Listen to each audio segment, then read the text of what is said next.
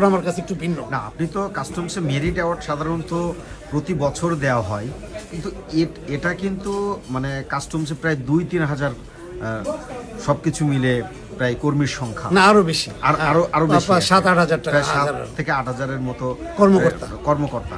এই 7 থেকে 8 হাজার কর্মকর্তার মধ্যে মাত্র 10 থেকে 15 জন ব্যক্তিকে কাস্টমস মেরিট অ্যাওয়ার্ড দেওয়া হয়। এবারও দেওয়া হলো 26শে জানুয়ারি দেওয়া হলো কাস্টমস মেরিট অ্যাওয়ার্ড। আপনি পেলেন, আপনার অনুভূতি কেমন?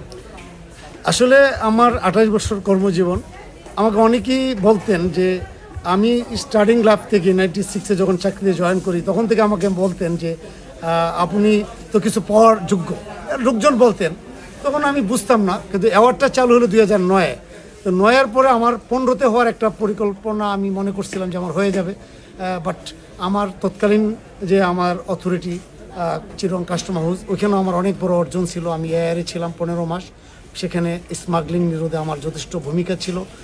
শুল্ক ফাঁকির রোধে আমি চিরং কাস্টম হাউসের পক্ষ থেকে তৎকালীন কমিশনার মহোদয়ের নেতৃত্বে আমি কাজ করেছি। কিন্তু তখন কমিশনার মহোদয় আমার জন্য লিখেছিলেন আমার সম্পর্কে 4টা জিনিস। একটা হলো গোল্ড মেডেলের জন্য, একটা লিখছিলেন যে শুদ্ধাচার পদক, এবং জার্মানি ট্রেনিংয়ের জন্য, এবং এই সার্টিফিকেট অফ মেরিটস যেটা বেলজিয়াম ব্রাসেলস থেকে দেয়। কিন্তু অত্যন্ত দুঃখের বিষয়, তৎকালীন সময়ে সেটা আমার হয়নি। তখন আমি খুব দুঃখ পেয়েছি। কিন্তু আমি আমার কাজ থেমে থাকিনি। আমার প্রত্যেকটা কর্মস্থল এবং কর্মজীবনকে আমি নিজের সম্পদের মতো মনে করি, আর এভাবে আমি কাজ করি। আবারও আমি আশা নিয়ে আগাচ্ছিলাম যে একদিন আমি পাবো।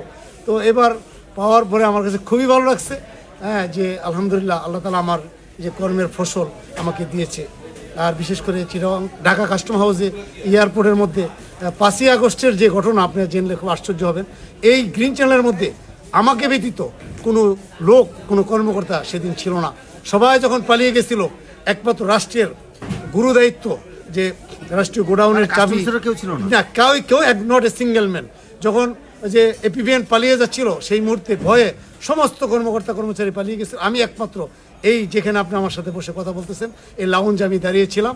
আমি অত্যন্ত সাহসিকতার সাথে পাশেই আমাদের 4টা গোল্ড এবং আপনার যে বিভিন্ন গোডাউনের চাবি ছিল আমাদের ডেপুটি কমিশনার মহোদয়ের কক্ষে, সে এবং সামনে যে ছিল আমাদের লকার, এগুলো দায়িত্ব নিয়ে আমি দাঁড়িয়েছিলাম সেদিন।